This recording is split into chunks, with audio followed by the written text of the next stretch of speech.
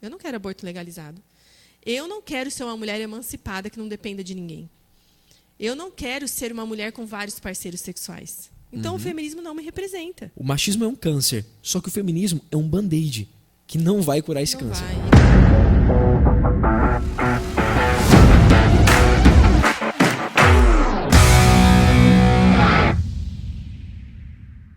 Fala, pessoa incrível, seja muito bem-vindo a mais um Basecast. Hoje um tema um tanto polêmico aí, né? A gente gosta de polêmica, a gente gosta de gerar movimento nas pessoas. Seja muito bem-vindo, que você participe conosco aqui, mandando pergunta, se está valendo a pena ou não para você. Hoje nós estamos aqui, né, com o nosso CEO e fundador, Thiago Erhard, e também com a Suelen. Já meteu um CEO aí. CEO e fundador, cara. Que isso. E Suelen Rodrigues, a Su vai se apresentar daqui a pouco. Suelen Fuentes. Suelen Fuentes Rodrigues? Ou Rodrigues Fuentes. Rodrigues Fuentes. Tem que falar o nome completo e a pessoa vai lá e fala, cara, é assim que eu gosto de ser chamado. A Su vai trazer um conteúdo de muito valor pra gente hoje. Seja muito bem-vindo, que você mande suas perguntas aqui. Fique atento, o conteúdo de hoje vai gerar com certeza mais movimento na tua vida para que você entenda de fato, né, cara, qual a energia masculina, feminina que existe dentro de você e você faça acontecer. O tema de hoje é esse. Nós vamos entender qual é o papel do homem na sociedade, Tiagão, e o papel da mulher na sociedade, então, Su. Porque afinal de contas nós temos papéis e responsabilidades que podem ser compartilhadas, mas nós temos aquelas também que são destinadas a você homem, a você mulher. Nós falávamos sobre isso nos bastidores aqui. E a primeira coisa, antes mesmo de você se apresentar, eu queria que você me dissesse, é isso mesmo, nós temos papéis que podem ser compartilhados e papéis também que são específicos de cada um? Sim. Eu acho que desde a nossa natureza fala mais alto, né? Sempre vai falar. Por mais que as pressões externas hoje queiram direcionar homem e mulher para determinadas decisões, a nossa natureza sempre vai falar mais forte. Com certeza, a mulher tem alguns interesses que são particulares, né? Completamente diferentes dos interesses masculinos. Show. Eu já vou conectar uma pergunta aqui, Tiagão. Manda bala. Sejam todos muito bem-vindos ao Basecast também, né? Muito bom dia, boa tarde, boa noite pra você, boa madrugada. Não sei que hora que tá ouvindo a gente, né? A gente tá carro, muito indo pra escola, pois é. colégio. Às vezes você tá ouvindo a gente no carro, na academia. Eu curto muito, às vezes, quando eu fazer um aeróbico, colocar ali um Basecast e ouvir o Basecast. Você acha que eu não ouço o Basecast? Tá de brincadeira? A gente ouve o Basecast. Eu ouço os episódios anteriores, eu ouvi 2 vezes, tanto no YouTube quanto no Spotify. Boa. E isso faz com que você, uma dica importante aqui para você, quando você for gravar um conteúdo e fazer alguma coisa, assista você mesmo, ouça você mesmo, que você vai aperfeiçoando ali o seu processo de comunicação, de comunicação corporal, visual, vocal, tudo isso você vai aperfeiçoando. Então faça isso. E eu faço muito isso de ouvir o Basecast sempre. Top. Então, conectando com esse interesse, Sui, eu queria que você começasse falando pra gente. Você estava contando um pouquinho antes aqui da gente iniciar a gravação, da sua transição. Sim. Como que foi isso, a sua jornada de você entender aquilo que você ia escolher para fazer? Porque com 17, 18 anos ali, normalmente nós somos instigados, 15, 16, 17 anos, instigados a fazer uma faculdade. A entrar numa faculdade, e nós ter uma certa pressão em cima disso. Uhum. Como é que foi esse processo de escolha seu? E você ficou um bom tempo, você vai falar quanto tempo você ficou, um bom tempo nessa escolha que você fez. E depois você transicionou e como isso foi bem resolvido ou não em você? Como é que foi isso? Eu optei por comércio exterior, que foi a faculdade que eu fiz. Eu tinha 17 anos quando eu ingressei na faculdade. E, basicamente, eu pensava em uma coisa que me desse um retorno financeiro rápido. Porque era uma profissão relativamente nova. Eu não sou tão velha assim, mas na época que eu fiz a faculdade... Quantos anos, Su? Pode perguntar isso? Pode, assim, eu tenho 39 anos. 39 anos. Bem vividos.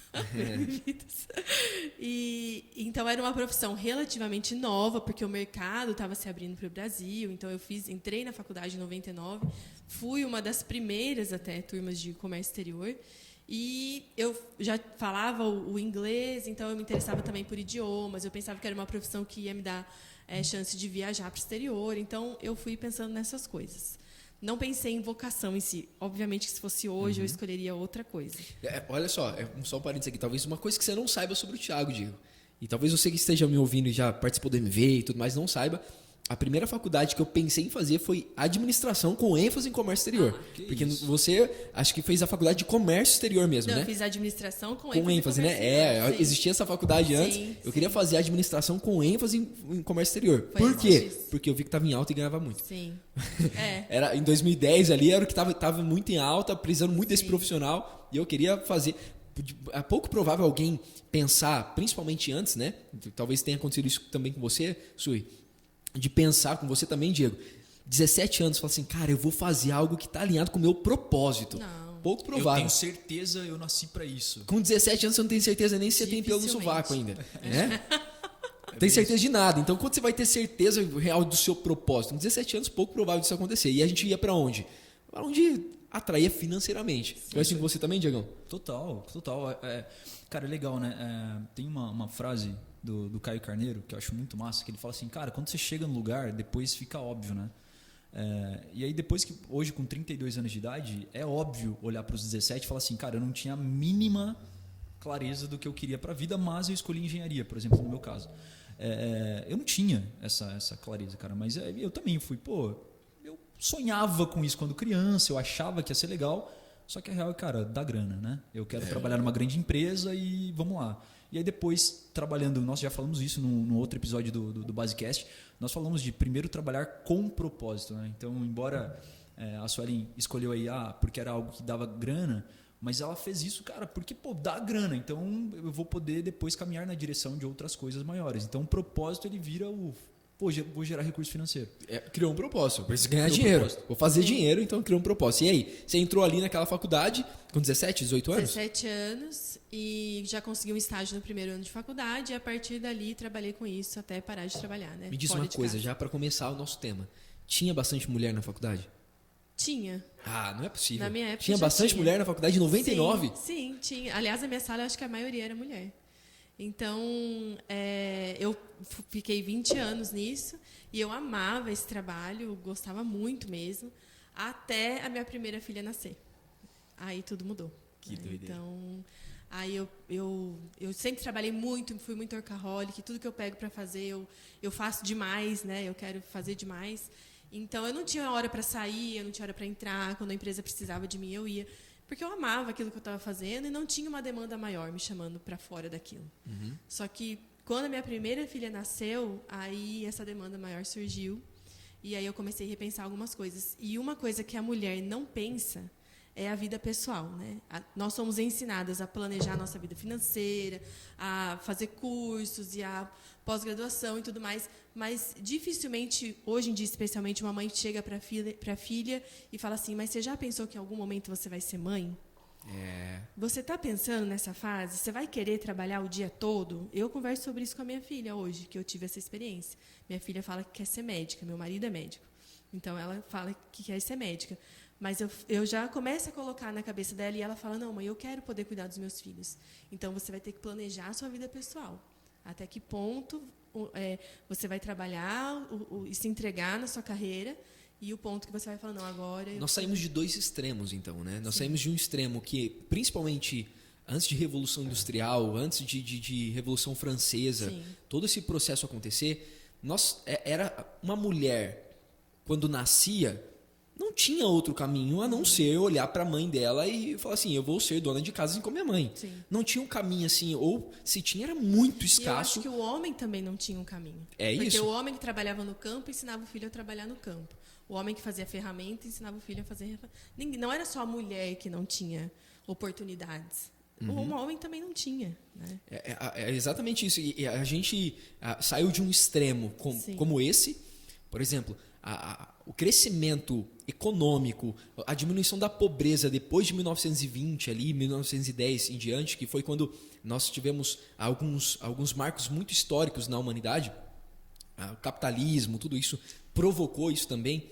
A diminuição da pobreza, tudo isso veio a partir de as mulheres também indo para o mercado de trabalho e fazendo a economia girar. Sim. E tudo isso foi muito bom e muito importante. Mas nós saímos de dois extremos. Aí hoje nós vivemos uma realidade onde não se fala, assim como você disse, é bem verdade, não se fala com a mãe falando com a menina da possibilidade dela não trabalhar para poder cuidar dos filhos se ela quiser. Sim. Não existe essa possibilidade. A única possibilidade na cabeça das mães, principalmente com um viés aí feminista, é trabalhar, carreira, ganhar o seu próprio dinheiro e ter sua carreira e autorrealização, independência, meu crescimento, não depender de homem, no máximo um filho, porque se eu tiver 2 ou 3 eu vou ferrar com a minha vida e só que a realidade não condiz com essa teoria, né? Porque a gente cresce e a gente quer constituir família. A gente é dependente um dos outros e isso é indiscutível, né? A gente depende o tempo todo de alguém. Você depende do Uber, se você precisa de Uber para ir te buscar. Você depende da moça que limpa a sua casa para você trabalhar. A gente está constantemente dependendo de outra pessoa, né? Então, eu acho que uma coisa que eu acho que muitas mulheres sofreram esse dilema entre carreira e maternidade, mas quando estão diante das suas filhas, não são sinceras com esse dilema e vão sempre direcionar a filha para um dos extremos. Ou vai falar, não, você fique em casa, case com um marido rico, para que você não tenha que trabalhar e tudo mais. Ou vai para o outro extremo, não, tenha carreira, não tenha filhos tão cedo, não case tão cedo. Então, eu acho que a gente falha de transmitir para a próxima geração de meninas, para que elas sejam mais sábias e mais preparadas, esses dilemas que a gente passou, né? Sui, é o seguinte, eu não só acredito, mas como eu vi muita evidência de muita coisa nesse sentido durante os anos que eu estudo sobre comportamento humano, que os nossos pensamentos, nós não temos pensamentos de nós mesmos. Nenhum pensamento é seu só. Você que está ouvindo aí, nenhum pensamento que vem na sua cabeça é só seu. E qualquer pensamento que nós temos, pensamento, comunicação, veio a partir de alguém. Alguma coisa que nós ouvimos, que nós vemos, que nós sentimos, foi transferido por alguém. Então, o ser humano, por si só, ele não tem pensamento criado por ele só. São uma junção de pensamentos de outras pessoas, de ideias de outras pessoas que foram comunicadas, que ele ouviu, e ele vai juntando tudo isso e constrói o pensamento dele.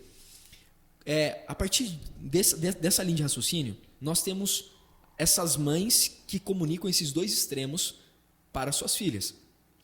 Como que você acha que isso foi plantado na cabeça dessas mães? A partir do quê? Se você pudesse dar uma dica já para essa mulherada que está nos ouvindo agora, a gente vai falar mais sobre energia masculina, feminina durante o podcast todo. Mas para começar já a tratar naquilo que eu ouço, que eu vejo, que dica que você poderia dar para as mulheres, para elas serem essa mulher feminina mesmo, assim, e cuidar daquilo que elas ouvem, por exemplo? Eu acho que nos últimos 100 anos, sem dúvida nenhuma, o feminismo foi um grande incentivador do afastamento da mulher e dessas coisas que são particularmente femininas, né? Porque se você for olhar para a história do mundo, como que a mulher saiu de casa? A mulher saiu de casa na Revolução Industrial, que as mulheres e crianças também trabalhavam. Depois você teve as grandes guerras, né? Então, foram vários fatores que foram levando a mulher para trabalhar. O mundo mudou, né? O que você falou, o núcleo familiar trabalhava ali. De repente, todo mundo saiu de casa. E aí, o feminismo é uma ideologia de 100 anos, praticamente. Vendo essa situação do mundo, começou a incentivar essa separação da mulher daquilo que é naturalmente dela. E eu acho que um problema de você seguir essa ideologia do feminismo é que o feminismo ele dá um tiro no pé, porque ele tira coisas muito preciosas, família, maternidade, casamento, moralidade, e não põe nada no lugar de igual valor.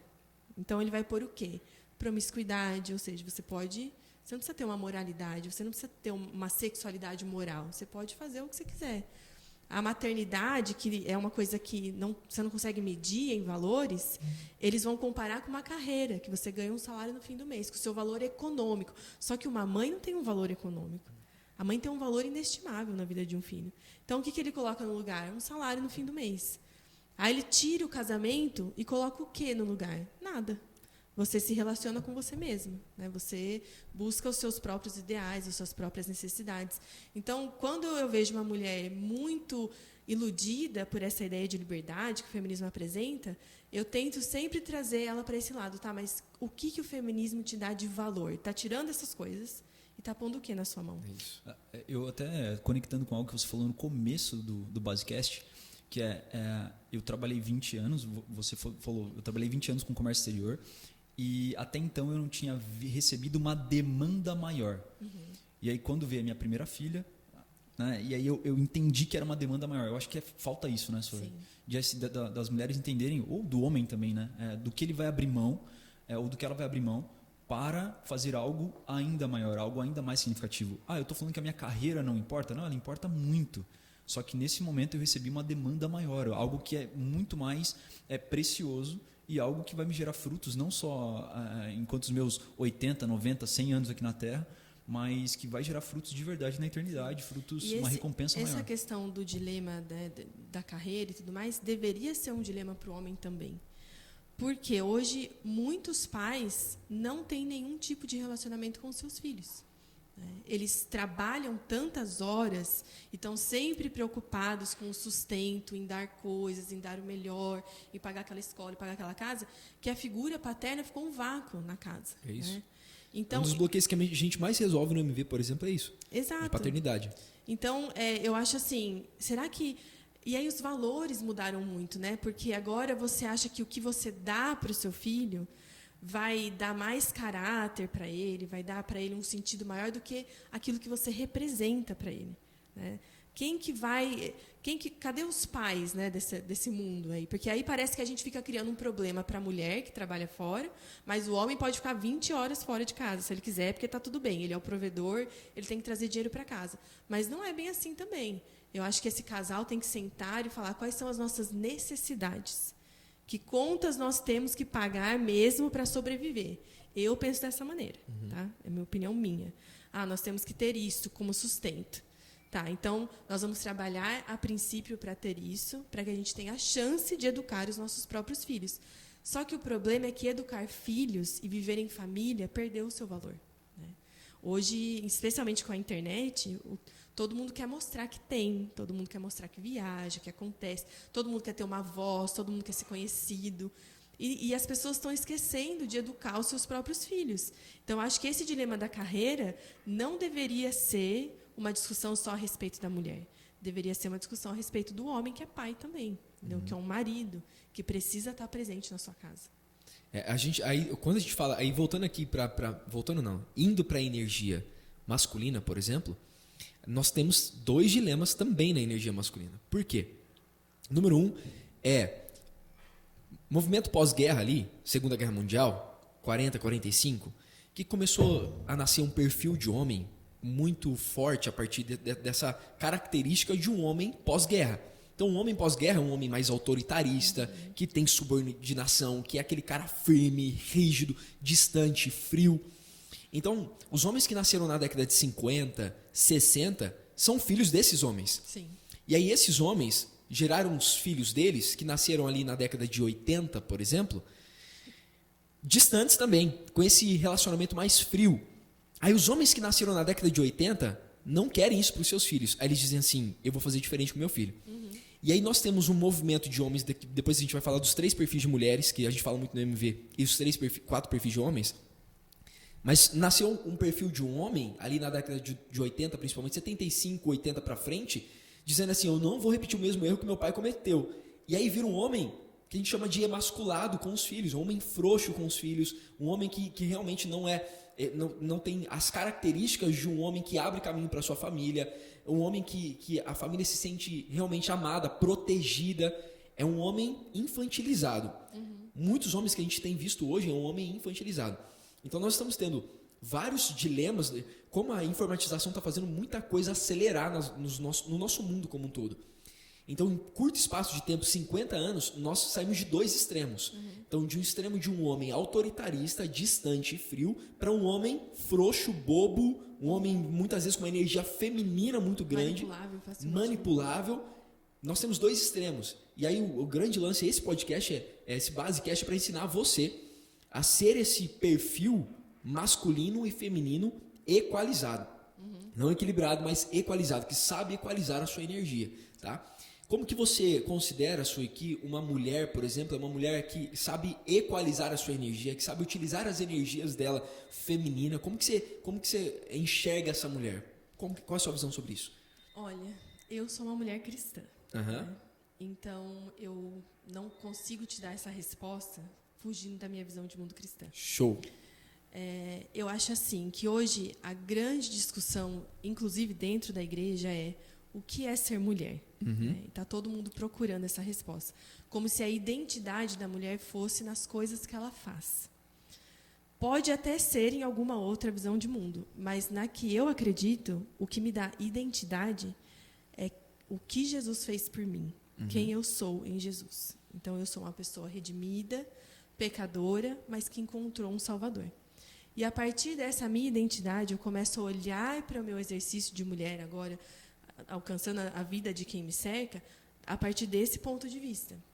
Então, assim, em tudo que eu for fazer, seja na minha casa, ou seja, fora da minha casa, eu estou dando glória a esse Deus a quem eu sirvo? Essa é a minha visão de mundo, tá?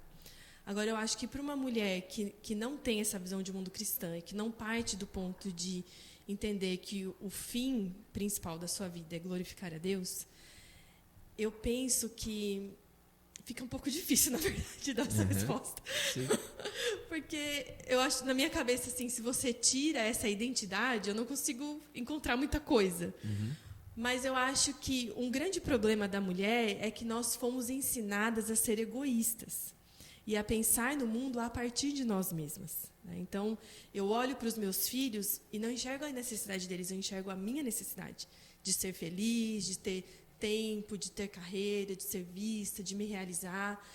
Eu olho para o meu marido e eu não consigo ver as necessidades dele. Eu enxergo as minhas próprias necessidades. Isso você acha que aconteceu depois do quê? Assim? Qual foi um ponto marco? Primeiramente, assim, depois do pecado, né? Ainda na minha visão de mundo cristã. Mas eu acho que essa ideologia do feminismo cooperou muito com isso. E os abusos masculinos também, né? Porque o feminismo não está falando de abusos que são mentira. Não está inventando. Existem os abusos, o machismo existe, a violência contra a mulher existe, tudo isso existe. Eu só não acho que uma ideologia que te ensine a ser egoísta e se proteger até de coisas que não existem na sua própria realidade, porque se a gente for falar de Ocidente, a mulher, ela vive muitos privilégios. Né? Teve tudo aquilo no Afeganistão, tudo aquilo aconteceu no Afeganistão. Você viu alguma feminista pegar um avião e ir lá? Falar, não, a gente não vai voltar a usar burca aqui, quem quiser cristão vai ser cristão. Mas é que nem esquerdista, na minha visão esquerdista, ir lá defender Cuba, ir lá protestar lá em Cuba. Ninguém foi lá levantar cartaz, falar, não, gente, o mundo evoluiu, a mulher pode trabalhar, a mulher pode estudar. Então, eu acho que essa ideologia você não consegue pegar ela. E ela simplesmente ensinou a mulher a se proteger de coisas que na nossa realidade ocidental, às vezes na realidade da maioria das mulheres, sequer existe. Porque feminismo é coisa de classe média. A mulher pobre vai trabalhar e vai cuidar dos filhos. Entendeu? Ela vai pegar 5 ônibus se precisar. Ela vai passar fome para os filhos terem o que comer.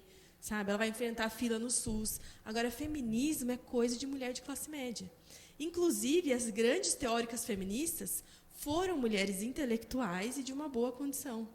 Sabe? Então, essa coisa da gente querer, principalmente na nossa realidade, país subdesenvolvido, trazer essa ideologia e dizer que ela cabe para todas as mulheres, isso é um equívoco, não cabe para todas as mulheres. E eu acabo gerando um público, uma mulher e um homem também vitimistas, né? Sim. Que assim, não dá, realmente eu não consigo evoluir como mulher porque eu não tenho oportunidade. E a mulher fica vendo ameaça em tudo agora. Você já percebeu? Se o cara abre a porta do carro para ela sair, ele está dizendo que ela não é capaz de abrir a porta do carro. Se quer pagar a conta para ela, não, mas eu trabalho, eu tenho meu dinheiro, eu não preciso que você pague a conta para mim. Se elogia uma mulher, se você faz um elogio, homem, assédio. É assédio. Né? Você fala, você tá elegante hoje, que bonito. Eu cheguei aqui, o Diego falou, nossa, porque ele estava acostumado a ver de coque. De coque.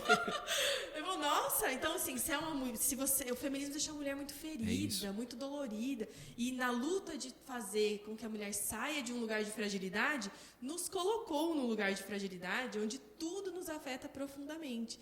Então, eu penso que a grande questão a grande questão do feminismo é fazer a mulher enxergar o mundo a partir de si mesma. E aí você começa a ter problema com a maternidade, com o casamento. E é muito engraçado, Chesterton diz isso, que a mulher ela se sente uma serva quando está servindo o seu marido, né? Não tem valor. Agora, ela não vê problema em servir um chefe, por exemplo. Né? Então, o feminismo causou essa confusão. Não, eu não posso servir o homem que é meu marido, meu parceiro de vida, que cuida de mim, que me ampara, mas eu posso servir o grosseiro, petulante do meu chefe, entendeu? Porque isso me dá sentido na vida. Então, no meu ponto de vista... Até um forte impacto emocional, que eu vou conectar com algumas perguntas. Só essa fala sua já pode nos gerar muito aprendizado aqui. Quando você percebeu que você deixaria ali essa carreira de 20 anos para cuidar da sua filha? Foi durante a gestação ou foi quando ela nasceu? Não. Quando eu voltei de licença maternidade, a Angelina tinha 7 meses. Eu voltei em janeiro, eu me lembro até hoje. Eu voltei no começo de janeiro e em março eles me mandaram para ficar 5 semanas na Coreia do Sul. Caramba. A Angelina tinha 8 meses, ela nem engatinhava ainda. Nossa. E aí eu falei com meu marido, né? Falei com a pediatra, falei com todo mundo, com o pastor, com todo mundo, fui perguntar. E todo mundo me incentivou aí. Não vai, sua filha nem vai lembrar agora e tal, nem vai. Nem vai lembrar, E que a isso. pediatra- É só uma pessoa. É uma pessoa. A pediatra me falou uma coisa que foi o que definiu a experiência depois. Ela disse, a Angelina não vai ficar traumatizada, você vai.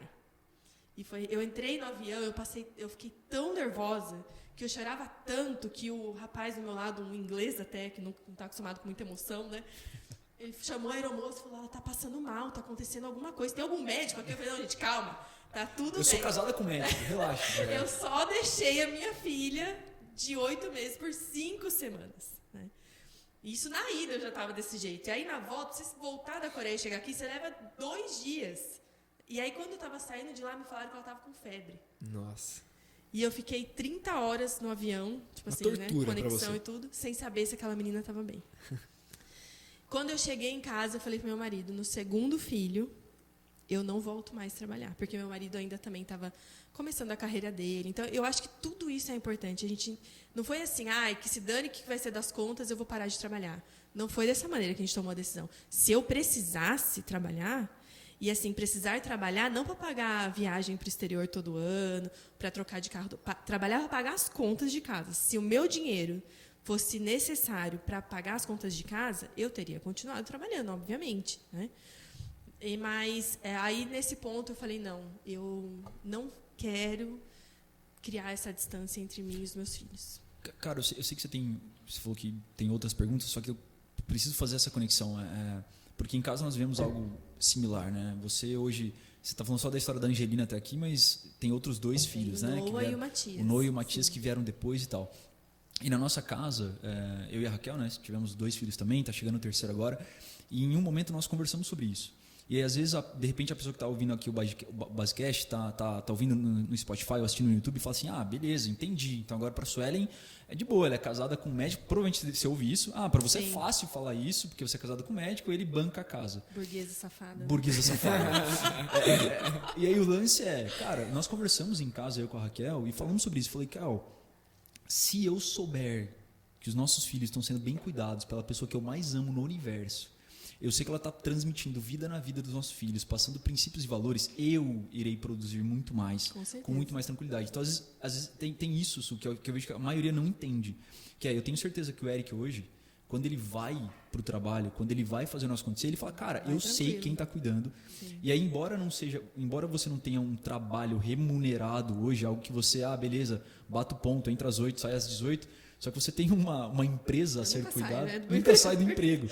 É um emprego de 24 Dormindo, horas. eu tô nele o tempo todo. Isso.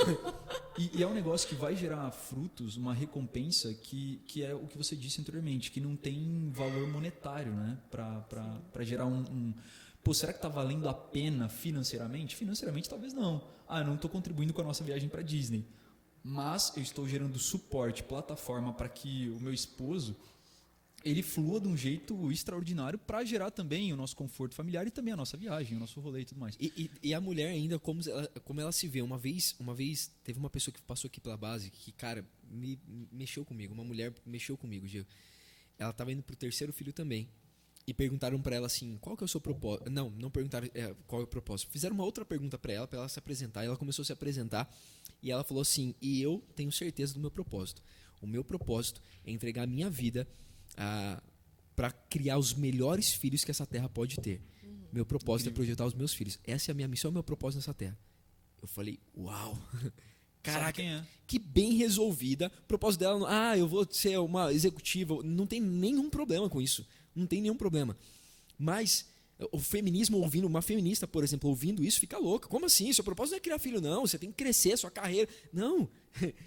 A convicção dela meu propósito é criar os meus filhos. Eu não quero trabalhar por escolha trabalhar fora, eu quero criar os meus filhos da melhor forma que eu puder para projetar esses catarrentos aqui, a gente brinca muito, para projetar esses catarrentos aqui para ser muito maior e melhor do que eu. Sim. Inclusive a Bíblia diz sobre o filho ser flechas, flechas que são lançadas para atingir um alvo que nós não chegaríamos. E quando você tem essa vocação, você sente que, assim, por que as pessoas não querem ter filho? Porque elas não querem multiplicar propósito, porque ela não quer deixar um DNA aqui nessa terra, uma pessoa, multiplicar o DNA dela, porque ela não tem um propósito claro e definido, e para que ela vai multiplicar aquilo 0 vezes 0 é 0? Sim. Então não tem nada, vou multiplicar com nada, vai dar nada mesmo. Então, agora quando eu tenho um propósito muito claro, muito cravado em mim, e eu quero projetar isso para perpetuar na humanidade, com certeza, é o que Diego e Raquel estão fazendo, criando uma ONG, 15 filhos, 16, estão criando uma ONG aí. Time de futebol. Tá chegando a Mariana aí. Futebol feminino, né? Porque mulher pois também é, pois é. Não é que meu avô, ele tentou, né? Ele tentou 5 e vieram 5 meninas. Aí ele falou, cara, eu desisto, vou adotar um menino mesmo. Eu falei, adotou o menino. Mas estamos seguindo. Eu acho que é engraçado, né? Porque hoje muitas ideologias brigam com a família. Porque a família é o limite moral da sociedade. Essa é a verdade, né? A gente que diz o que entra na nossa casa. E porque o que o feminismo quer alcançar, no fim das contas?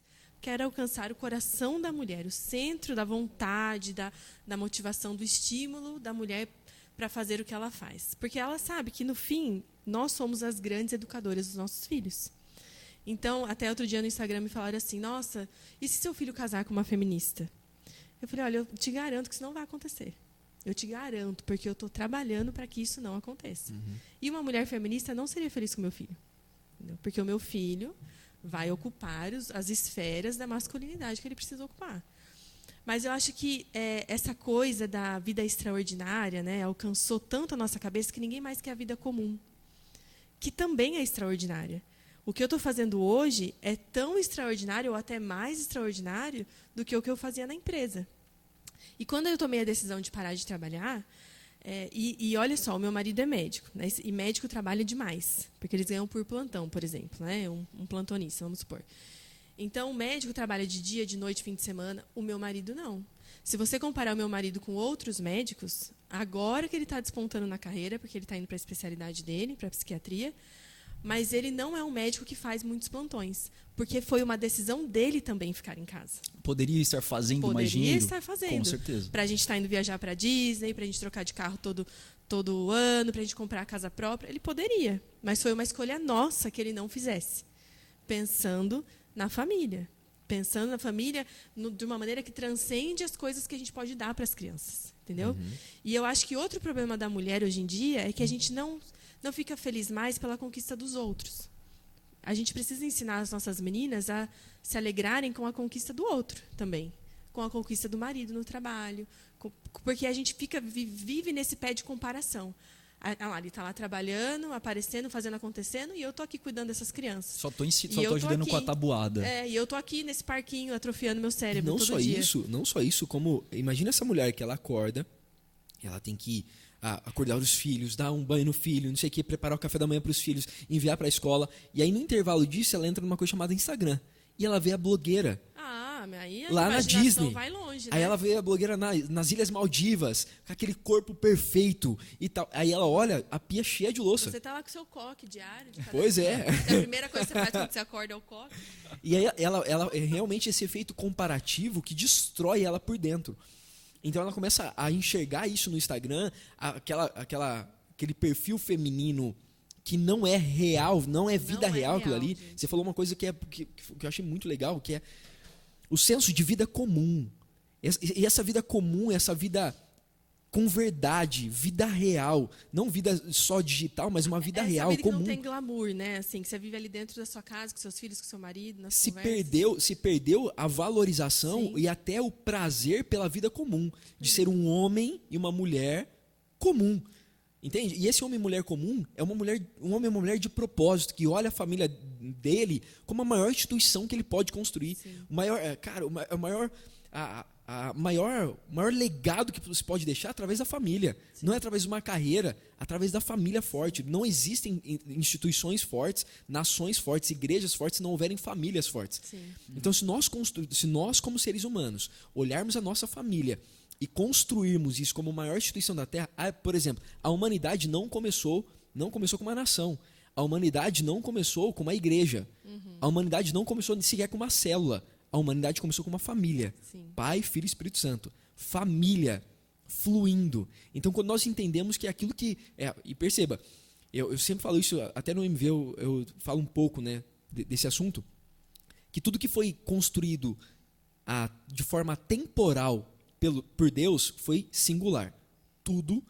Moisés escrevendo ali Gênesis 1, dizendo, então Deus disse, faça isso e isso aconteceu. Então Deus disse isso. Agora, tudo que foi construído de forma eterna foi nós fazemos. Façamos nós, pois o homem. Então, tudo que nós quisermos construir para a eternidade, fora desse temporal aqui, é o nós que faz. Sim. É a junção da família, é a junção do fluir. Eu vejo muito alguém que inicia uma obra, alguém que morre por uma causa e alguém que termina a obra, que dá continuidade naquilo. Nós vemos esse DNA muito, muito forte instalado desde o princípio da humanidade. Deus Pai, Filho e Espírito Santo. Aí depois tem Abraão, Isaac e Jacó. Aí Pedro, Tiago e João. Nós vemos tudo isso, esse DNA muito forte. Pai, mãe e filhos. É a trindade multiplicando o DNA. Então, tudo que nós vemos a trindade multiplicando esse DNA, nós temos que repetir isso também.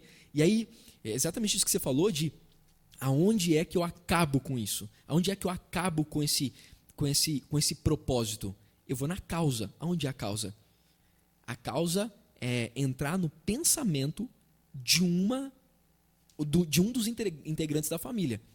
Então, se eu mudo o modo dele pensar, o modo dessa mulher pensar, se eu, através de repetição, falando, você está sendo oprimida, tem um opressor aí dentro e você está sendo oprimida, e eu vou repetindo isso várias vezes, eu começo a alterar a forma que na família pensa. E é suficiente para derrubar um terço, assim como aconteceu com Lúcifer. Se rebela. Então, o movimento feminista, para mim, é muito mais um movimento de rebelião do que propriamente de projeção da humanidade. Então, assim como você disse, não tem um valor que se sobrepõe, não tem uma substituição de valor clara que a gente fala assim, cara, se colocar isso, nós vamos fluir mesmo como famílias, como nação muito mais forte. Não, é mais um sentido de rebelião. É uma revolução, na verdade, né? Uma revolução de papéis de gênero, é uma revolução sexual. E é uma revolução que, no fundo, não pode dar respostas para as grandes questões da mulher. Não pode. O feminismo não é uma coisa que você consegue pegar. Você não consegue ir até onde o feminismo está e dizer, me ajuda porque eu fui violentada pelo meu marido. Ou eu fui violentada na rua. Eu estou num dilema moral sobre fazer um aborto ou não.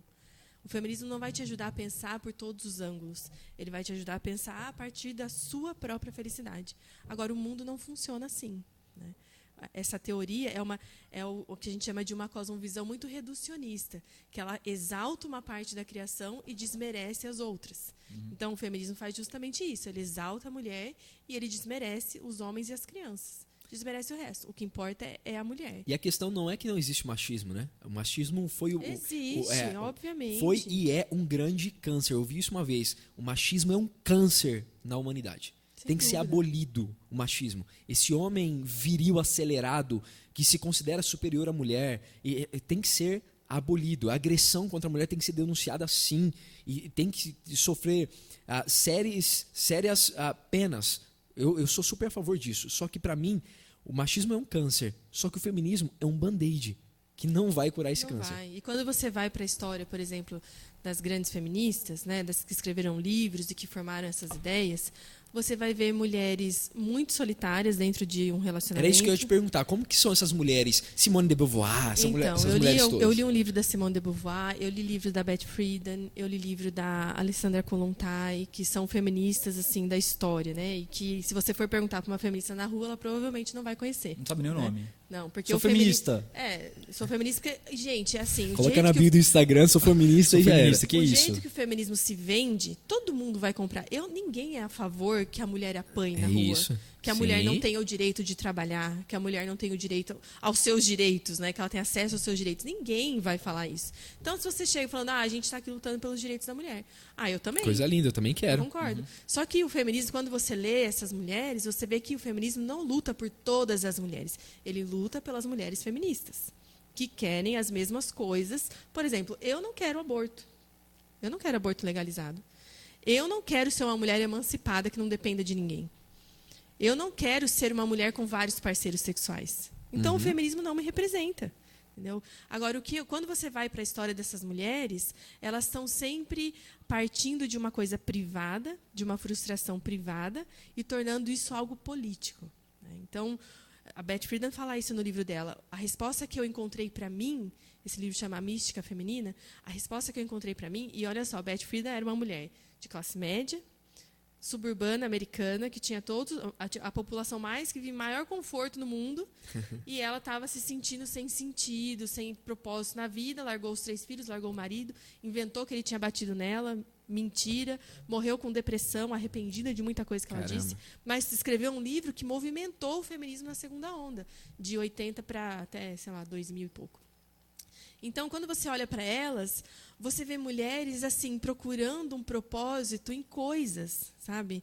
E em coisas assim, eu não encontro o meu propósito na maternidade. Eu, como mulher cristã, encontro o meu propósito em Deus. Né? Eu sou uma criatura redimida, que recebeu uma nova compreensão da realidade. Eu entendo que hoje eu tenho liberdade para não pecar, que eu tenho uma graça superior a mim. Agora, a maneira que eu... E isso interfere na maneira que eu faço as coisas, porque eu quero fazer as coisas para glorificar esse Deus que me deu tamanha salvação. Você manifesta Sim. Essa clareza de identidade é manifestada nas suas ações diárias. Sim. E aí reflete na maternidade. Então eu manifesto esse comportamento, sou uma pessoa redimida. Isso me dirige. Isso me dirige a ser uma boa mãe, uma boa esposa. E a tomar decisões. Né? Então, assim, hoje eu sei que eu poderia estar ganhando muito dinheiro, se eu estivesse na minha área ainda. Poderia, mas eu ia estar trabalhando 10 horas por dia. É isso que eu quero? É assim que eu vou glorificar a Deus? Na minha realidade, eu não preciso desse trabalho de 10 horas. Quando você fala... Porque a gente tem diversos públicos ouvindo o Basecast, e quando você fala, eu entendo isso e eu quero realmente jogar na mesa isso, redimida. Quando você fala redimida ou restaurado para que lugar? Redimida para que lugar? Eu acho não. Na verdade, eu primeiro compreendi que eu precisava de um Salvador. Né? Eu compreendi que o mal habita em mim. Então, essa ideia de Rousseau, né, que torna o homem mau é o meio que ele está. Um cristão não acredita nisso. A gente acredita que nós somos essencialmente maus por causa do pecado. E que essa maldade em mim, em algum momento, iria tocar. E tocou todas as esferas do ser humano. Né? E quando eu encontrei com essa boa notícia sobre Jesus, eu encontrei o que eu estava procurando. Entendeu? Eu acho que foi uma peça de quebra-cabeça que uma encaixou certinha na outra. Aí hoje eu tendo essa compreensão que eu pendo para o mal, eu posso ser facilmente egoísta, eu tenho pressa em fazer as coisas que são boas para mim, mas às vezes não é bom para o outro. Então eu me volto para esse Salvador e eu falo: tenha misericórdia de mim, me ajude a viver nessa vida, nessa perspectiva de uma pessoa salva do seu próprio pecado. Salva da A humanidade ira de Deus. sempre foi essencialmente mal? Eu, como cristã, sempre não. Eu acho que depois da influência do pecado, sim. É isso. É aqui que eu quero chegar. Onde a gente... Por que ela tá falando tudo isso, gente? Eu super entendo e concordo plenamente com o que você disse. Mas o que a gente tem que olhar? A criação, como foi... Ali, o Gênesis 1, por exemplo, é como a humanidade foi criada para ser e para fluir. Então, quando o pecado, por exemplo, entrou em nós dizendo, eu quero ser o meu próprio Deus, aí ferrou todo o rolê. E é muito interessante, desculpa te cortar, Pode ir. mas as pessoas costumam achar que a submissão foi uma maldição para Eva depois do pecado. Só que quando a gente olha para Gênesis, antes do pecado, você vê uma ordem criacional. É isso. O homem foi feito do barro, a gente não. O homem estava lá e ouviu Deus falando para ele: guarde o jardim, não coma do fruto dessa árvore e tal. A mulher recebeu essa informação do homem, a mulher não estava lá. E daí, essa questão da submissão é tão linda, mas por causa desse desvio que o pecado causou em todas as estruturas criadas, né? O pecado não altera as estruturas, mas ele consegue desviar. Então, aí você tem o machismo, por exemplo, que abusa desse lugar e não entende que esse lugar de liderança é, na verdade, para servir a sua casa, para pastorear, para apontar para Cristo. Né? Eu não sei se eu estou levando isso muito para o lado cristão, me perdoa, gente, se você está ouvindo e não é cristão. Mas o que eu quero dizer é que, antes da criação, a mulher já quis ser uma coisa que ela não era.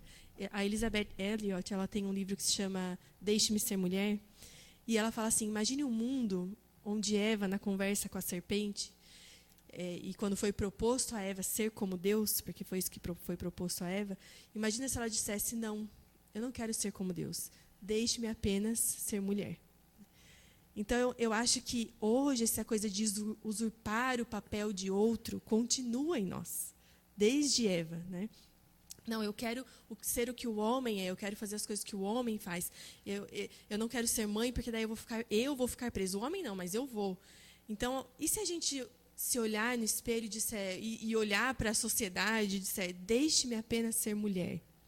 E, olha só, e a hora que a gente fala lá da criação, a serpente falando ali com a mulher, olha que doideira isso. Eu ouvi há muitos anos isso, eu ouvi essa perspectiva. A perspectiva de que uma delas, temos duas aqui, uma delas é que a Eva manipulou Adão para comer o fruto. Mas eu não acredito que foi assim.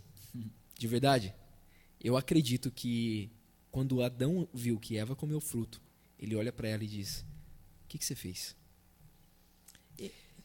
Rapidinho, o que você fez? Não era para você pecar, você pecou. Mas eu estou disposto a entregar minha própria vida, eu vou pecar junto com você. Eu estou disposto a ir junto com você. Cara, essa perspectiva minha, assim, de verdade, minha imaginação, isso não é bíblico, mas eu imagino assim, cara, o que você fez? Não era para você ter feito isso. Eu não acredito que Eva manipulou, ele come isso aqui. Nós estamos juntos, estamos em uma aliança, não tem jeito. Então não tem jeito de você ser expulsa do jardim ou ficar. Não, então, até Paulo vai dizer que Adão pecou conscientemente. Né?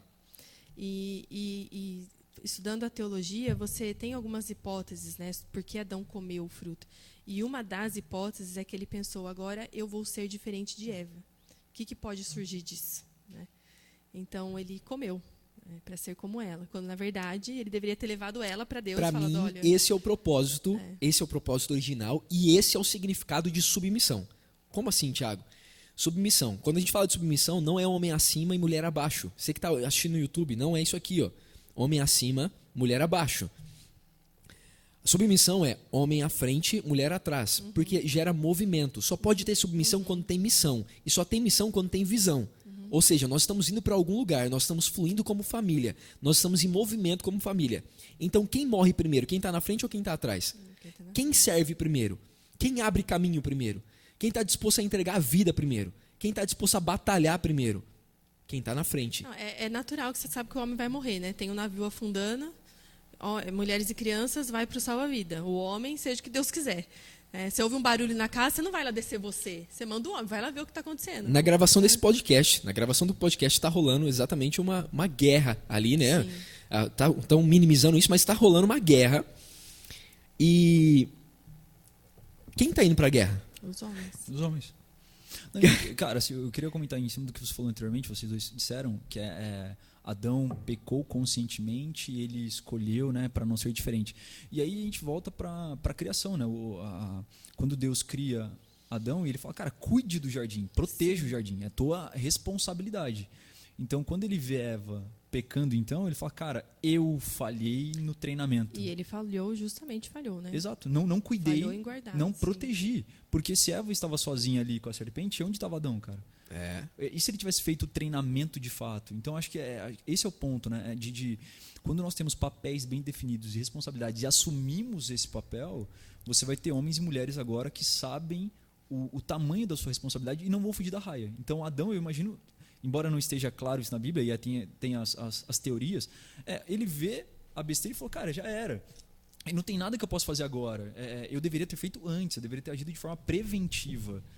Eu não fiz a minha parte. Deus confiou em mim algo que era minha responsabilidade, não fiz isso, e agora eu não vou deixar Eva sozinha. Peraí, não fui homem para treinar, vou ser homem agora para assumir o BO e, cara, a gente vai passar por isso juntos.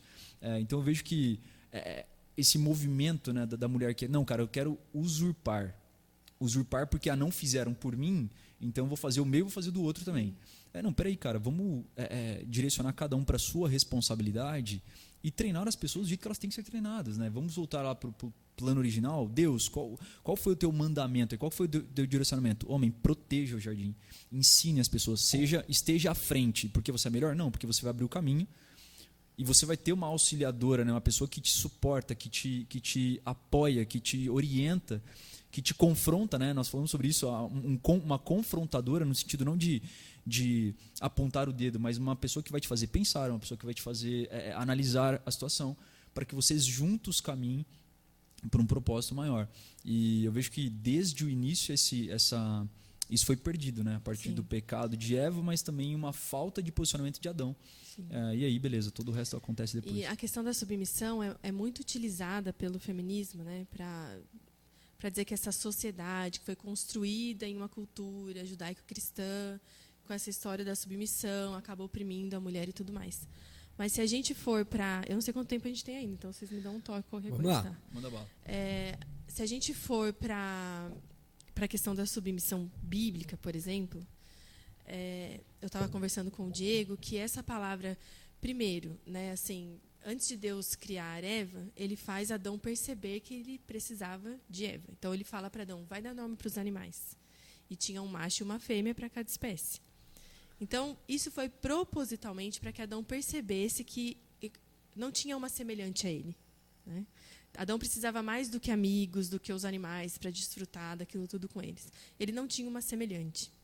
Então, aí Adão vai, dá o nome aos animais, ele dorme, Deus faz Eva, né, da costela de Adão. Adão percebe que a vida dele estava muito de boa, que ele precisava ter uma baguncinha. Estava muito tudo paz e amor. Precisava dar uma agitada nessa treta. vida aqui. Fica dando nome para bicho, fica cuidando de precisamos de alguém jardim. pra Vamos agitar o negócio pra dar umas aqui. bronca, né, nesses bichos, e pôr ordem nessas coisas.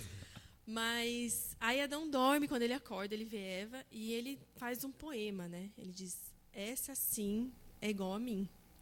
Ela é semelhante a mim, ela é osso do meu osso, carne da minha carne.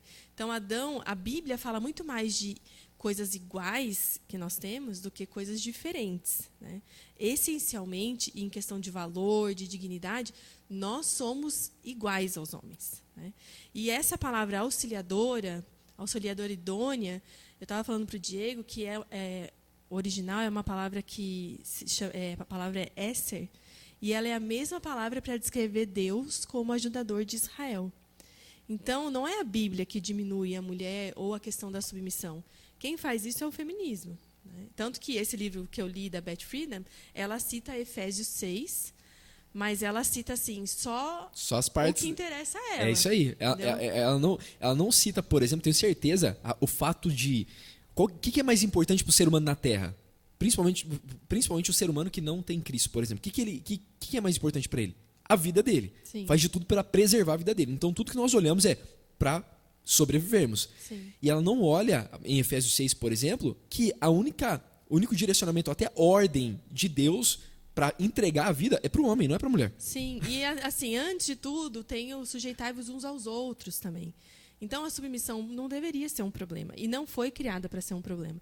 Só que, depois da queda, né, você vê um desejo, que Deus fala para a mulher, o seu desejo será para o seu marido. Então, você vê um desejo encontrando governo. E aí começam os conflitos, as tensões entre homens e mulheres. Que nada vai resolver. Eu acho que as políticas públicas podem apaziguar. Por exemplo, tem muitas discussões que, quando você vai ver... esse problema é resultado, talvez, de pouca criminalização, por exemplo, para o estupro, para a violência contra a mulher, né? Existem muitas falhas no processo, falando agora de governo público mesmo, para chegar nesse extremo de ser da violência contra a mulher está crescendo e tudo isso. Então, eu acho que muita coisa tem que ser pensada também a nível da política, né? Mas, voltando aqui para o nosso caso, eu acho que o que vai resolver, na verdade, essas tensões...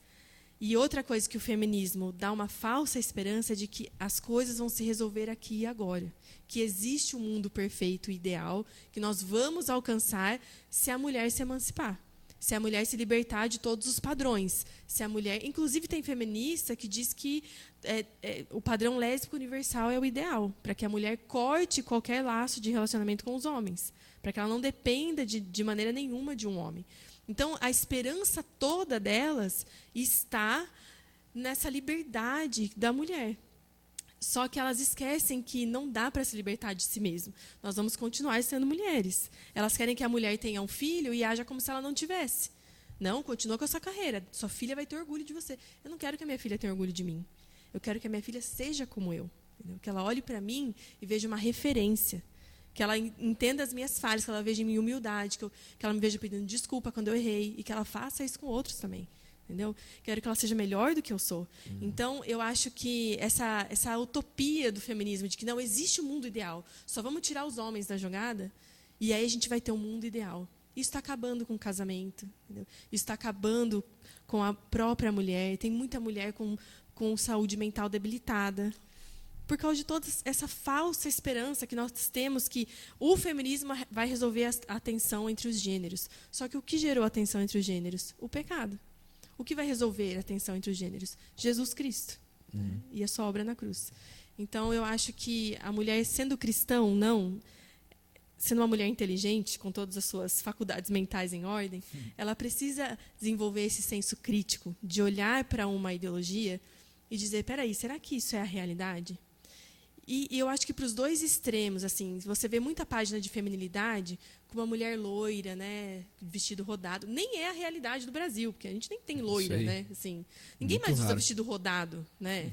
É uma coisa assim que já está errado aí, visualmente já não me representa mais. Então, aí essas páginas de feminilidade também vão para o outro extremo, como se a domesticidade fosse então resgatar a minha alma feminina. Eu acho que existe um equilíbrio, sabe? Eu acredito no aconselhamento particular de cada família tem que entender a sua própria realidade. Minha mulher pode ficar em casa? Não, não pode, ela precisa me ajudar a pagar as contas. Mas eu acho que, falando para as mulheres, o trabalho fora de casa não pode anular o trabalho dentro de casa. Não é porque eu trabalho 8 horas fora de casa que eu posso chegar em casa e falar, estou muito cansada, vamos pôr as crianças na televisão, vamos fazer uma comida aqui de qualquer jeito, ou sei lá, vamos, né, viver de tarefa em tarefa, vamos chegar em casa e limpar chão e fazer isso, fazer aquilo. Eu acho que a gente precisa entender que tudo na vida dá trabalho. E isso aponta para os dois, né, Suelen? Para os dois. Você falou no começo, o homem também não sai disso. Cara, chegou em casa depois de 10 horas de trabalho, e aí o cara tem essa responsabilidade também de ser presente em casa, ser o cara que vai ajudar os filhos. E na visão bíblica, se eu sou ajudadora, quando meu marido está fora de casa, eu estou ajudando ele a fazer um trabalho que é dele, que é coordenar e liderar a nossa casa. Quando o marido chega em casa, o que ele faz? Vai para a televisão, porque ele está cansado. Mas o trabalho é dele de cuidar daquela casa, de cuidar do coração da sua esposa, de educar os seus filhos. Então, o marido deveria chegar em casa e falar, e aí, como foi o dia? Aconteceu alguma coisa na escola? Eles responderam? Como que foi o seu dia? Você conseguiu? Você está precisando de ajuda com alguma coisa? Mas não tem mais essa troca, porque cada um está pensando em si, ninguém está pensando nos filhos, né? Os filhos se criam ali por terceiros. Então, a gente perdeu esse Chesterton, um autor que eu gosto muito, e ele diz assim que não existe nada mais extraordinário do que um homem comum, sua mulher comum e seus filhos comuns. Então, a gente perdeu essa beleza do comum, né? E quando fala de submissão, a gente fica atacando a mulher, né? Aliás, a gente fica atacando o homem, ou a mulher fica dizendo que isso é uma opressão, mas veja a baderna que está o mundo. Né? E a gente vê muito assim, as mulheres, principalmente as mulheres que ficam realmente incomodadas com submissão, com o masculino, não contra aquilo que, por exemplo, o machismo faz. Eu acho que tudo isso, a gente já falou disso. A gente não está apoiando o machismo Exatamente, de maneira nenhuma. Mas que fica brigando por coisas como submissão, palavra, esse tipo de coisa. Eu acho que essas mulheres, não só acho, como a gente vê, mulheres que não estão bem resolvidas primeiro com seus pais. Assim, principalmente a figura paterna. São mulheres que às vezes têm um pai distante, um pai, como eu disse, autoritarista, frio, distante dela. Ela não se sentiu amada, protegida pelo pai. Porque assim, toda a figura masculina, a energia masculina, ela gera proteção. A energia feminina, cuidado. São duas coisas que parecem a mesma coisa, mas não é a mesma coisa. O cuidado, ele aponta para o amor. A mulher, a energia feminina, normalmente ela é a percepção real, é o tato da família do amor. O feminino, ele traz essa percepção de amor.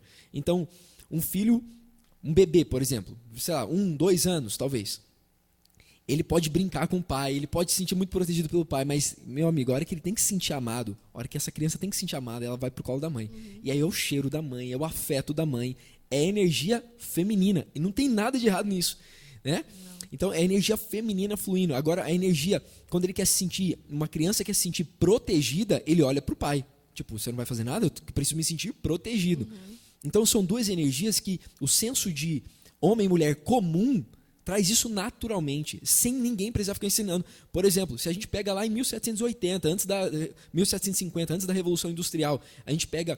Se você ia invadir a chácara de um pai de família e de uma mãe de família, meu amigo, não era a mãe que ia lá e ia para cima desse invasor. Pouco provável isso acontecer. Sim. Naturalmente, o pai ia para proteger a família. Então, a energia masculina gera esse senso de proteção. A feminina de cuidado, de amor, de afeto, né, de carinho. Então, a gente tem muito isso acontecendo. E aí, a gente tem um perfil de mulher que a gente fala no MV, Sui, que é a mulher viril. Foi construído esse perfil de mulher viril. Essa mulher viril, ela, quando criança, ouviu muito da mãe dela. Você não tem que depender de homem nenhum, você tem que trabalhar, conquistar o seu próprio dinheiro, fazer as suas coisas. E ela vai ouvindo aquilo lá, nossa, é verdade. E eu tenho que ser assim. Aí a mãe é firme, rígida muitas vezes com ela, rígida demais. O pai está fazendo qualquer outra coisa e ela vê a energia da mãe e a mãe falando o que ela tem que fazer. E ela cresce agora, essa mulher, normalmente ela se relaciona com um outro perfil de homem, que é o homem masculado. Sim. A gente pode falar disso daqui a pouquinho de forma bem resumida. Mas essa mulher viril, ela é uma mulher agressiva na fala, resolvedora de problemas. Ela chegando, ela fala mais alto, a energia dela ela gosta de sentir que ela está no controle. Se ela não sente que ela está no controle, ela entra em crise, ela entra em pânico, ela começa a gritar, ela começa a fazer um barulho gigantesco. Você enxerga esse perfil de mulher por aqui, no seu relacionamento, assim, quando você vai treinar as mulheres, esse tipo de coisa? Você enxerga isso? Sem dúvida. Eu acho que hoje existe uma luta muito grande contra os papéis de gênero, né? Se diz que os papéis de gênero devem acabar. O que é isso? A coisa de mulher e a coisa de homem. E isso traz uma certa confusão na nossa identidade, né? Porque realmente você tem essas mulheres aí empoderadas, né? E geralmente elas estão com esse homem encostado, né, do Fluxo. lado. Encostado, aquele que vai no fluxo das coisas. E assim, eu tenho mulheres próximas a mim que são assim. E no começo do meu casamento eu era muito assim também, porque eu ganhava meu dinheiro, uma vez meu marido falou assim para mim: você não pode falar assim comigo. Eu não sou seus funcionários. Eu sou seu marido. Não sou seu pai também.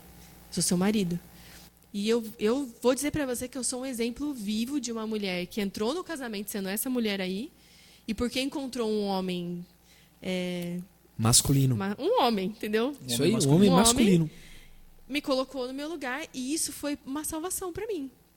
Porque hoje eu sei que eu não dou conta de tudo, eu não consigo fazer tudo, eu não consigo resolver tudo. A maior crise da mulher viril é essa.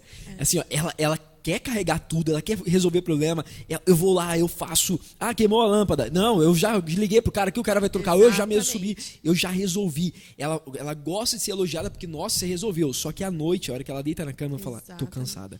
Não aguento mais isso. Você está descrevendo assim muitas mulheres que eu vejo assim perto de mim, que no fim do dia ela só quer ser cuidada. É isso, ela só quer ser amada pelo esposo. É deitar no colo do esposo e falar assim: nossa, eu só preciso ser mulher. Sim. É por isso que a gente fala assim, ó, toda mulher viril, ela pode ser mais viril que for, tiro, porrada e bomba, mas quando ela encontra um homem masculino, perceba que seu esposo não gritou com você.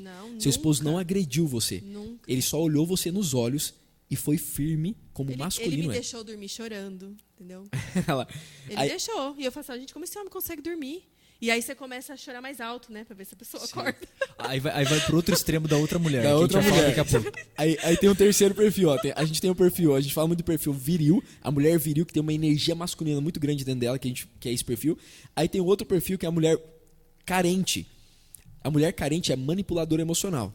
Ela sabe manipular emocionalmente o homem. Ela sabe ter a falinha doce dela, aquilo que ela quer, ela escorre a lágrima na hora certa, a hora que ela vai falar com aquele homem, ela quer alguma coisa. Aumenta o volume do choro.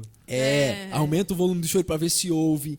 Então é uma mulher que ela não tá bem resolvida nela, nem a viril, nem a carente. Isso só precisa ser feminina. Sim. Que é o terceiro perfil, é a mulher feminina. Sim. É a mulher que tá bem resolvida nela, que ela tem sim os dilemas dela, como qualquer mulher tem. Ela chora sim, mas ela não chora para manipular emocionalmente. Ela se sente cuidada, ela se sente amada, e ela mostra a vulnerabilidade dela, mas também mostra a força. Ela resolve problemas também. E ela sabe equalizar muito bem todas essas energias. Claro. E eu acho assim, o meu marido nem sempre tomou decisões, não foram as decisões que ele tomou, mesmo às vezes ouvindo o meu conselho para não, ou mesmo que a gente pensou errado e ele decidiu que faríamos assim, nem sempre ele acertou. Só que aí qual é o meu papel? Sentar e ficar lá, tá vendo? Ai, bonitão, vai lá, você não é o bonzão? Vai consertar agora o que você fez, vai limpar a sua sujeira. Não, o meu papel é falar, vamos junto, entendeu? Vamos sofrer junto as consequências dessa escolha, vamos trabalhar junto para erguer a casa de novo, né? Esse é o trabalho no casamento. Então, eu acho que tem muita família por aí que também se fecha nos seus problemas e não busca ajuda. Né? E não fala, olha, a gente não está entrando num acordo, a gente não preza pelo cuidado da família, vai dormir preocupado com o negócio do trabalho, vai dormir preocupado com o problema da vizinha, vai dormir preocupado com não sei o quê, mas está vivendo esse conflito dentro de casa e não abre a boca para pedir ajuda. Né? Porque outro problema do nosso tempo é que nós temos que ter uma vida perfeita. Né? Quando você diz, olha, eu não tenho uma vida perfeita, eu tenho uma vida quebrada, aí você é taxado como fraco, como reclamão, como não sei o quê.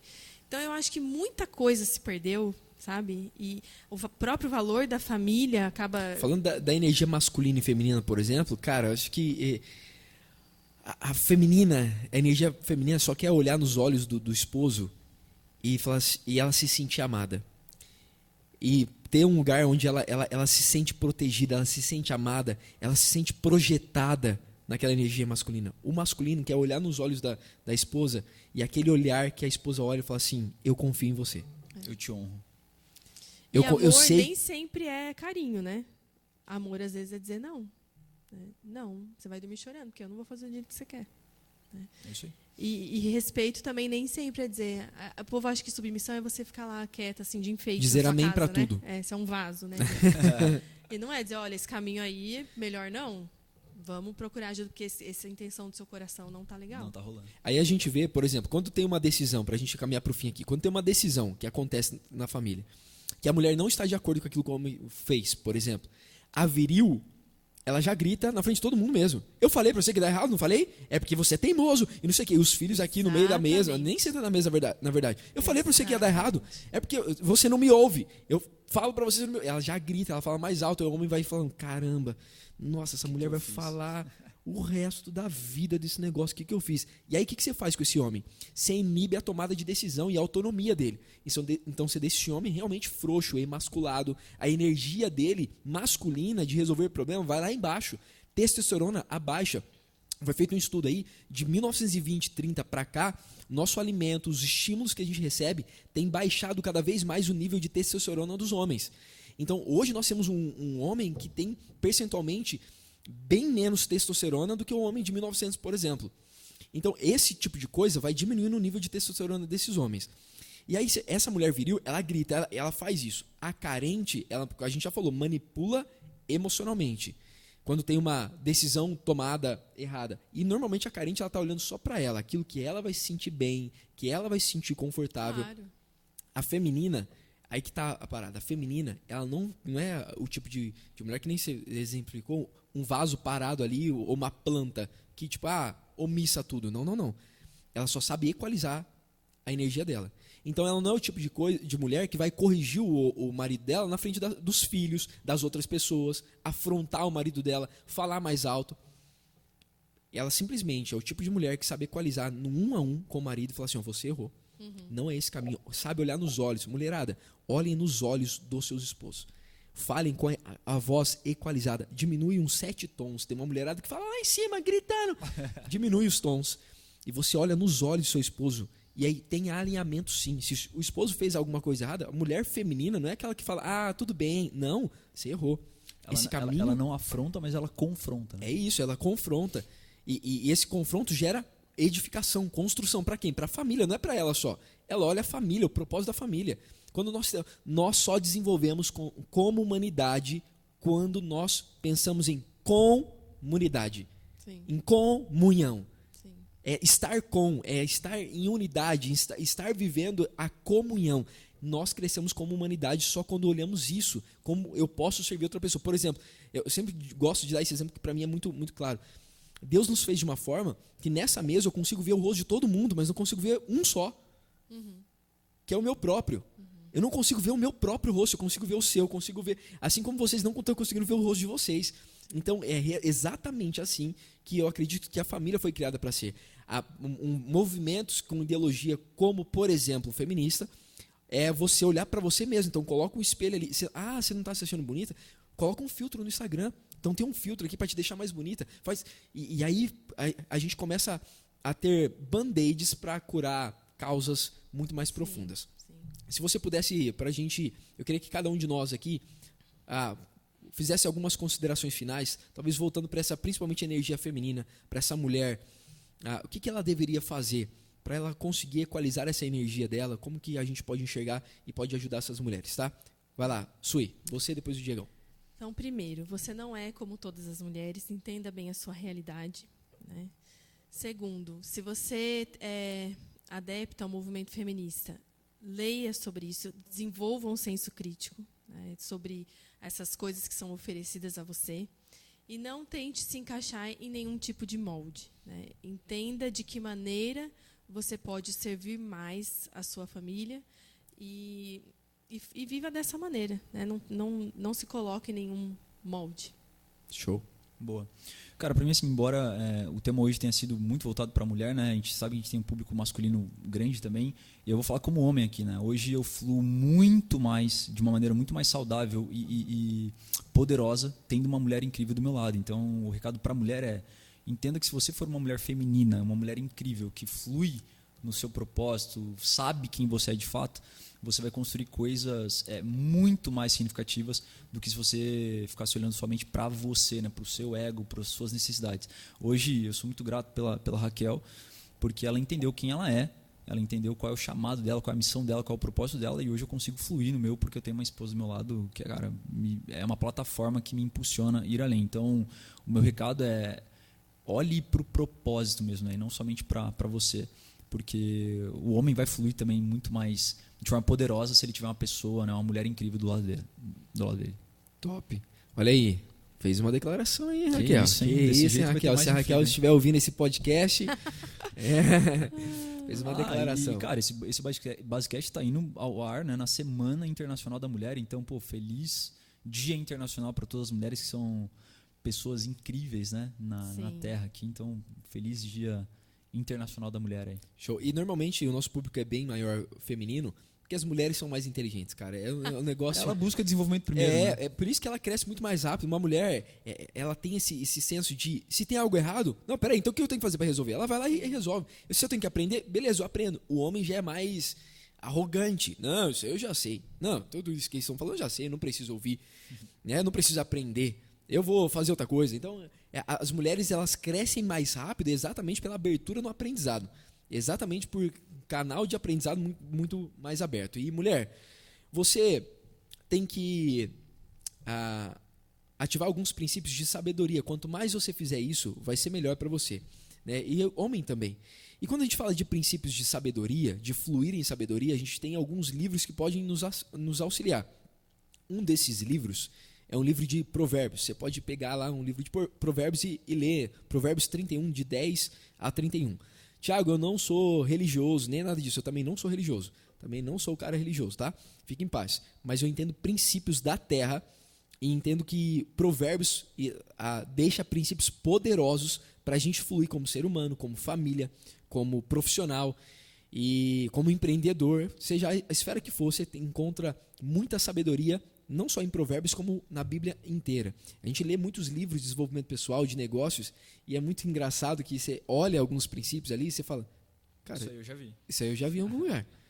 Vamos falar de mastermind. Olha que incrível. Mastermind, mente mestra. Então, quando tem duas ou mais mentes que estão conectadas ali, flui ideias, flui sabedoria. Napoleon Hill falou isso em 1930.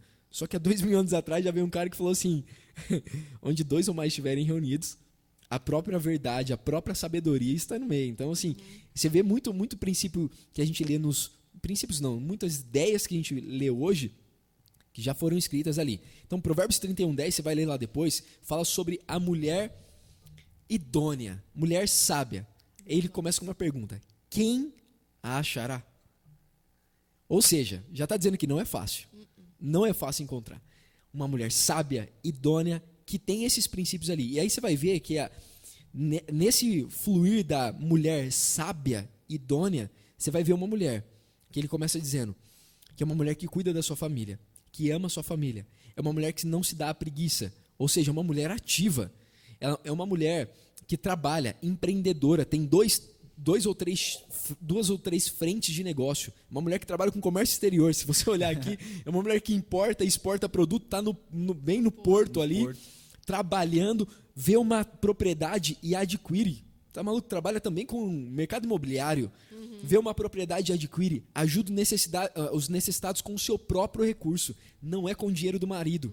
Você vai ver exatamente essa mulher. É uma mulher que projeta o marido enquanto está nas principais reuniões da cidade. É uma mulher que é plataforma para o seu marido. É uma mulher que cuida dos seus filhos, que tem os seus empregados, que ela mesma paga com o dinheiro dela. Então, ela não é a mulher que limpa a casa, mas ela tem funcionários que faz isso. Olha que doideira. Isso está na Bíblia, gente, no Provérbios 31. Você vai ver uma mulher fluindo em sabedoria, uma mulher vaidosa, que é uma mulher que se perfumava, uma mulher que se vestia com os melhores linhos. A gente vai ver uma mulher modelo ali. E aí começa dizendo, com o homem, validando inclusive isso, dizendo: eu apoio isso é uma verdade. Quem a achará? Aí começa a falar. E aí lá no final ele diz assim: de todas as mulheres que eu já vi muitas mulheres legais, mas você supera todas. Nenhuma delas é como você. E os filhos a aplaudem. Exatamente. Então, é uma mulher que não tem crise. Essa mulher não precisa se apoiar em movimentos que não representam ela. Dela. Não tem crise na identidade. De se olhar e falar assim: eu estou sendo oprimida por esse. E sabe o que é legal? No fim da história, o maior reconhecimento vem da própria família. É isso. É isso. Então, inclusive tá aqui, ó. Como diz meu sogro, ele fala assim: ó, lê na íntegra. Lê na íntegra. Vamos ver aqui onde está. 27, a partir do 27, ó, só para você ver. Verso 27, 31, verso 27. Cuida dos negócios da sua casa e não dá lugar à preguiça. Seus filhos se levantam e a elogiam. Seu marido também a elogia, dizendo: muitas mulheres são exemplares, mas você a todas elas supera. A beleza é enganosa, a formosura passageira, mas a mulher que teme o Senhor será elogiada. Essa versão NVI, tá? Você pode pegar King James, que é mais próximo do original. Que ela receba a recompensa merecida e suas obras sejam elogiadas à porta da cidade. Sensacional. Porta da cidade. Então essa é uma mulher que flui com sabedoria. Sui, muito obrigado pela sua participação. Foi muito, muito especial receber você aqui nessa semana aí que a gente está lançando esse podcast, semana pontual sobre energia feminina, e depois a gente vai falar mais sobre energia masculina, né, Diegão? Bora. Vamos chamar mais algum convidado pra gente falar só da energia masculina e meter pressão nesses homens. Aí você vai tomar porrada pra caramba. Uma hora e pouco tomando porrada. Então, muito obrigado, Sui. Obrigada pelo convite. Vejo você outra vez aqui, certamente, pra gente falar um pouco mais sobre energia feminina. Tá Fechou? Bom. Obrigada. Valeu, gente. Você que acompanhou esse Basecast, comente, compartilhe, marque as pessoas que precisam receber esse conteúdo. Continue nos acompanhando aqui toda segunda-feira, meio-dia. Tem Basecast, episódio novo. Bora levar essa mensagem para mais pessoas, porque o desenvolvimento não para. É isso. Basecast, episódio... Eu não sei qual é o episódio exatamente, mas terminando agora, e você vai compartilhar, assim como o Diegão falou, compartilhe com o máximo de pessoas que você puder esse Basecast, que a gente tá chegando com tudo. Bora, abraço. Valeu!